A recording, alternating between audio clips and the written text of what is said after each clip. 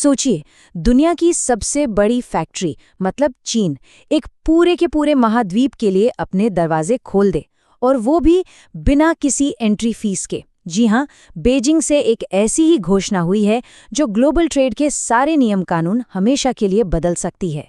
तो सवाल ये उठता है कि आखिर होता क्या है जब एक सुपर पावर किसी पूरे कॉन्टिनेंट को लगभग फ्री मार्केट एक्सेस दे दे। ये कोई छोटा मोटा सवाल नहीं है, क्योंकि इसका जवाब अरबों लोगों के भविष्य से जुड़ा है। चलिए इसी को समझने की कोशिश करते हैं। एक तारीख है, इसे जरा ध्यान में रखिएगा, 1 मई 2026। इस दिन से चीन क्या करने वाला है, वो 53 अफ्रीकी देशों से आने वाले लगभग हर सामान पर से टैक्स यानी टैरिफ हटा देगा, बिल्कुल जीरो। अब सवाल ये है कि क्या ये सिर्फ एक तोहफा है या इसके पीछे कोई बहुत बड़ा गेम प्लान है। देखिए, ऐसा नहीं है कि चीन ने ये पहली बार किया है। वो पहले भी कुछ अफ्रीकी देशों को टैरिफ में छूट देता रहा है, लेकिन अब जो हो रहा है ना, वो बिल्कुल अलग लेवल पर है। ये किसी छोटे मोटे प्रोग्राम का विस्तार नहीं है, ये तो पूरे महाद्वीप को कवर करने वाली एक ऐसी पॉलिसी है जिसका स्केल वाकई चौंकाने वाला है। तो पहले क्या था? चीन की पॉलिसी सिर्फ कुछ चुनिंदा सबसे गरीब देशों तक ही सीमित थी, और अब क्या है? अब ये लगभग पूरे के पूरे अफ्रीकी महाद्वीप को कवर करती है। मतलब ये सिर्फ एक पॉलिसी का विस्तार नहीं है, ये चीन की सोच में एक बहुत बड़ा बदलाव है। वो अब अफ्रीका को अलग अलग देशों के तौर पर नहीं, बल्कि एक बहुत बड़े सिंगल इकोनॉमिक ब्लॉक की तरह देख रहा है। लेकिन इस पूरी कहानी में एक ट्विस्ट है। एक देश को जानबूझकर इस लिस्ट से बाहर रखा गया है, इस्वातिनी। और वजह यह है कि वो ताइवान को एक अलग देश मानता है। इससे एक बात तो बिल्कुल साफ हो जाती है, ये सिर्फ ट्रेड पॉलिसी नहीं है, ये एक पावरफुल पॉलिटिकल हथियार भी है। बीजिंग का मैसेज एकदम क्लियर है, या तो हमारी शर्तों पर खेलो या फिर गेम से ही बाहर हो जाओ। तो जाहिर है, सवाल तो मन में आएगा ही कि आखिर चीन इतनी दरियादिली क्यों दिखा रहा है। क्या ये वाकई एक तोहफा है या फिर इस सुनहरे रैपर के अंदर कुछ और ही छुपा है? चलिए अब इस क्या के पीछे छुपे क्यों को डिकोड करते हैं। इससे एक मल्टी लेवल चेस गेम की तरह समझिए। एक तरफ चीन को अपनी इलेक्ट्रिक गाड़ियों और सोलर पैनल्स की भूख मिटाने के लिए कोबाल्ट और लिथियम जैसे जरूरी मिनरल्स चाहिए, और ये मिनरल्स अफ्रीका में भरे पड़े हैं। वहीं दूसरी तरफ चीन अपनी कर्ज देने वाले की इमेज को बदलकर एक भरोसेमंद पार्टनर बनना चाहता है। मतलब ये इकोनॉमिक्स और पॉलिटिक्स का एक बहुत ही स्मार्ट कॉकटेल है। और चीन की भाषा पर गौर कीजिए, वो इसे चैरिटी या दान नहीं कह रहा, वो इसे न्याय कह रहा है। ये शब्द बहुत मायने रखते हैं। इसके जरिए वो खुद को ग्लोबल साउथ के लीडर के तौर पर पेश कर रहा है, जो मानो ऐतिहासिक गलतियों को सुधारने निकला है।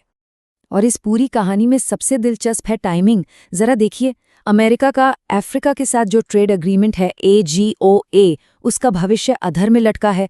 यूरोप के साथ भी ट्रेड डील्स को लेकर तनाव चल रहा है, और ठीक इसी मौके पर जब वेस्टर्न देश सोच विचार में पड़े हैं, चीन एक जबरदस्त ऑफर के साथ एंट्री मारता है।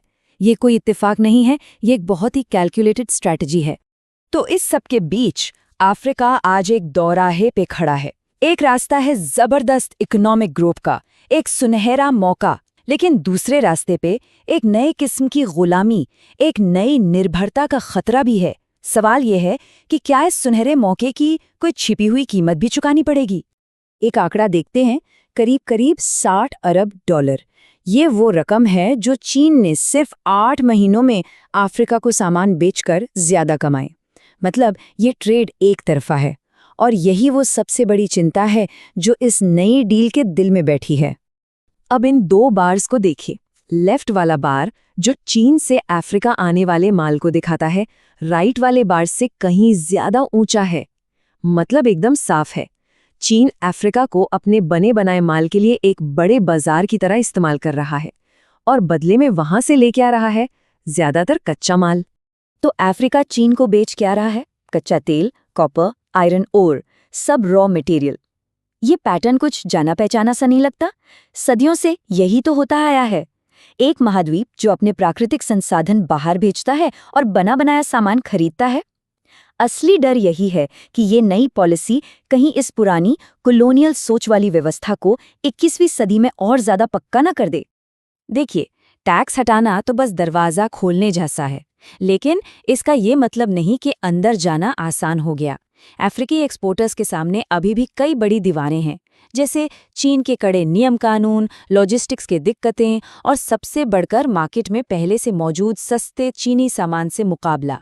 चीन का ये मूव सिर्फ चीन और अफ्रीका तक ही सीमित नहीं है, ये ग्लोबल चेस बोर्ड पर चली गई एक बहुत बड़ी चाल है और इसके झटके पूरी दुनिया महसूस कर रही है, खासकर चीन का पड़ोसी और कॉम्पिटिटर भारत। इसे समझने के लिए एक टर्म है ट्रेड डाइवर्जन। चलिए इसे बिल्कुल सिंपल तरीके से समझते हैं। मान लीजिए आपके मोहल्ले में एक नई दुकान खुलती है जो लगभग सब कुछ फ्री में दे रही है, तो जाहिर है आप अपनी पुरानी दुकान पर जाना कम कर देंगे, है ना? बस यहाँ भी कुछ वैसा ही हो रहा है। चीन के इस जीरो टैरिफ ऑफर की वजह से ये खतरा बढ़ गया है कि अफ्रीका का ट्रेड भारत जैसे अपने पुराने पार्टनर्स से हटकर चीन की तरफ मुड़ जाएगा। यहाँ पर भारत और चीन की स्ट्रैटेजी का टकराव एकदम साफ नजर आता है। चीन का मेन फोकस है रिसोर्स सिक्योरिटी, जिसके लिए वो जीरो टैरिफ जैसे इकोनॉमिक टूल इस्तेमाल कर रहा है। दूसरी तरफ भारत खुद को ग्लोबल साउथ के लीडर के तौर पर देख रहा है और इसके लिए वो अफ्रीकन यूनियन को G20 में शामिल करवाने जैसे डिप्लोमैटिक कदम उठा रहा है। चीन की आर्थिक चाल सीधे सीधे भारत के प्रभाव को चुनौती दे रही है।